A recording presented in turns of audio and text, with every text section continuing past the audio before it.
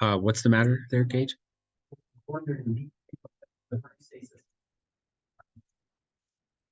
Huh. No. I hang out with kids all day, bro. So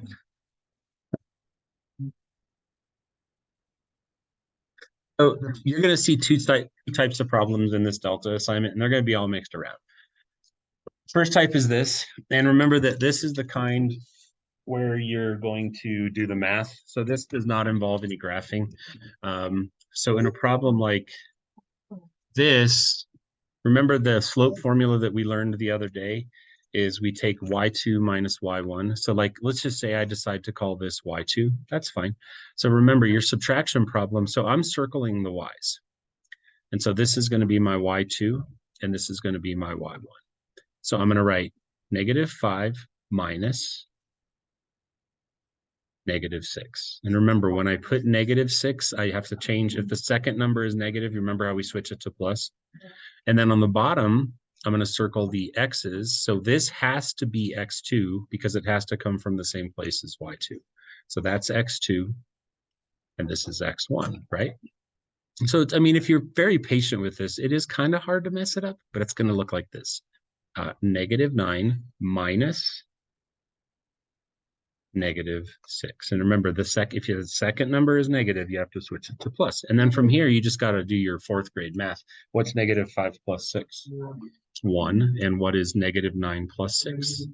And since the slope has a positive top and a negative bottom, the overall answer is negative. And I would just type in -1/3. When you get problems like that, that's all you have to do is set it up as minus over minus and then reduce. And just real quickly, I want to say this on the video from your notes the other day, no Chromebooks yet. Do you remember if you're doing that and you get a 0 on top, what the slope is? Nope, it's 0. So if I got 0/5, I just in this box type 0, hit submit. Do you remember what it is if the 0 is on the bottom? That is the one that's undefined, okay? And you'll notice that down here, well, you can't notice it yet, but there will be a button for undefined. So if I did one and I just click that button and then hit submit. Okay. Now, the other types of problems that you're going to see are finding the slope graphically. And this is really why I wanted to make this recording. So in a problem like this, what's the first thing we know about this slope? It's positive. Thank you for saying that. So that's step one is identify, am I going to put in a positive or negative answer? Now, you can't just do this. You have to follow the directions. It says you have to draw two lines. One of them represents the rise and one of them represents the run. So I'm going to zoom in on this a little bit more so you can get a good look. So you'll notice how you would agree. See where I'm moving my mouse down here? That is a good point. That's what we call a lattice point.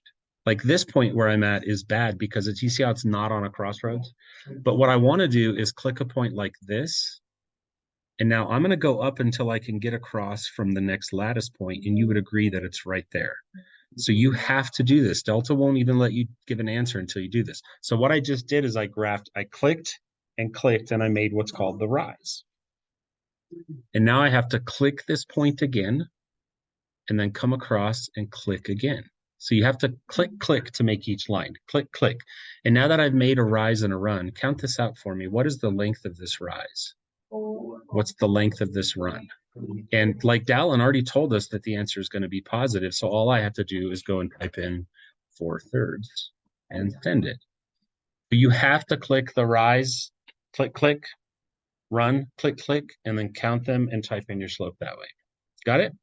Okay, that's your assignment for today. So it's on Delta Math. Giddy up. Shortest recording ever. Everyone really loudly say bye to the recording.